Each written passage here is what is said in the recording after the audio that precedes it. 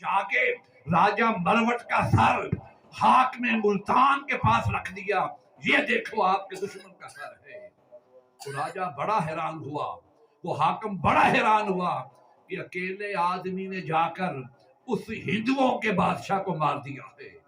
فرمایا جو ہمارے ملک کی طرف آنکھ اٹھا کے دیکھے ہم اس کی آنکھ نکال دیتے ہیں۔ تو یہ تھا سلطان بایزید جو سلطان باؤ کے والد محترم تھے۔ پھر کہا اب مجھے اجازت دو، اب میری تنخواہ حلال ہے۔ 2 روپے لیے تھے مہینے، آج تو بچہ بھی 2 روپے نہیں لیتا، مہینے کے 2 روپے، اور جنگ لڑنے چلے گئے دشمنوں کے ساتھ۔ تو یہ سلطان باؤ کے والد محترم تھے۔ تو بی بی راستی آپ کی والدہ تھی، وہ بھی رات کو تہجد گزار تھی۔ بیٹے سے کہنے لگی بیٹا اگر اللہ سے لو لگانی ہے، اللہ سے لو لگانی ہے، کسی اللہ والے کی تلاش میں جاؤ، اللہ والے کی تلاش میں جاؤ۔ ہم تو وہاں لنگر کھانے جاتے ہیں نا درباروں پہ، وہ جی پیری شاہ دربار لگ گیا، چلیے جی اتھے آگے آ رہا ہے، ادھر جائیں گے کراچی کی طرف، لال شہباز کلندر کا، چلو جی بس مار کے لے جانے ہیں، کی اثر کر دیں کچھ نہیں لگتا۔ آپ گئے بہاؤالدین زکریا ملتانی کے دربار پر حاضری دی، وہاں مراقبے میں چلے گئے، مراقبے میں چلے گئے، صاحب دربار کہتے ہیں۔ تو خواجہ بہاؤالدین زکریا ملتانی، ان کا مزار ملتان شریف کے اندر ہے، انہوں نے مراقبے کے اندر پوچھا اے سلطان باؤ، لوگ کہتے ہیں قبر والے کو کیسے پتا چلتا ہے باہر کون آیا ہے؟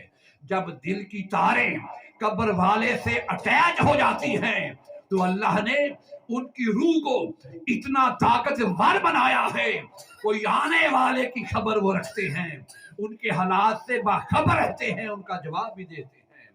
اے بایزید کہ بیٹے سلطان باہو دربار پہ آئے ہو، کیا مانگنے آئے ہو؟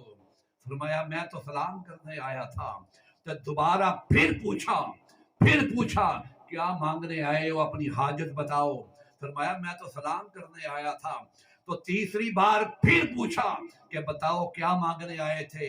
فرمایا ایک پاک ذات آپ کے شہر سے مانگنے آیا ہوں، پاک ذات آپ کے شہر سے مانگنے آیا ہوں۔ دیکھو قبر والے سے کیا مانگ رہے ہیں، ہم کیا مانگتے ہیں؟ یا اللہ پیسے دے دے، جائیداد دے دے، یا اللہ مال دے دے، کاروباری فائدہ دے دے۔ اب مانگنے والا کیا مانگ رہا ہے؟ ادھر دروازہ کھلا ہے، اللہ کی رحمت جوش پر ہے، خدا دینے والا ہے، اپنے بندوں کے ذریعے دیتا ہے۔ قبر والا کہہ رہا ہے کہ مانگ، کیا مانگتا ہے؟ فرمانے لگے ایک پاک روح مجھے دے دے، ایک پاک جسم مجھے دے دے۔ تو فرماتے ہیں جب میں آپ کے مزار سے نکلا، میں باہر نکلا تو دریا سے وضو کیا، تو مسجد میں گیا نماز پڑھنے کے لیے، ظہر کی نماز تھی۔ آج تو لوگ نماز پڑھنا چھوڑ گئے ہیں۔ اللہ کا جو ولی ہوتا ہے وہ نماز نہیں چھوڑتا۔ اگر تو نماز نہیں پڑھتا تو دربار پہ جانے کا تیرا کوئی حق نہیں ہے۔ کوئی ولی اللہ نماز کے بغیر ولایت پر فیض نہیں ہوا۔ تو کھانا تو آپ گھر بھی کھا سکتے ہیں، سفر تو آپ یہاں بھی کر سکتے ہیں، فقط پیسے لگا کر وہاں سفر کرنا ہے، وہ اپنے نفس کی عیاشی ہے، وہ کوئی سیر نہیں ہے، وہ ایک بزرگ کی زیارت نہیں ہے۔ وہ اپنا راجہ راضی کرتے ہیں کہ ہم نے اتنا پیسہ لگایا، وہاں یہ کھایا، وہاں وہ کھایا۔ ارے بابا تو وہاں گیا تھا، کیا صاحب مزار والی تیری ملاقات بھی ہوئی؟ اس نے تجھے پوچھا کیوں آیا ہے؟ صوفیاء سے پوچھو، وہ تو دربار میں حاضر ہی نہیں ہوتے۔ حضرت بابا قمر الدین پیر سیاد رحمت اللہ تعالی علیہ جب بابا فرید کے مزار پہ جاتے، پاک بطن میں داخل نہ ہوتے، پاک بطن سے باہر کھڑے ہو جاتے۔ مرید کہتے بابا جی آگے کیوں نہیں جاندے؟ فرمایا ابھی صاحب مزار نے اجازت نہیں دی۔ بابا جی باہر آج اندر نہیں آنا۔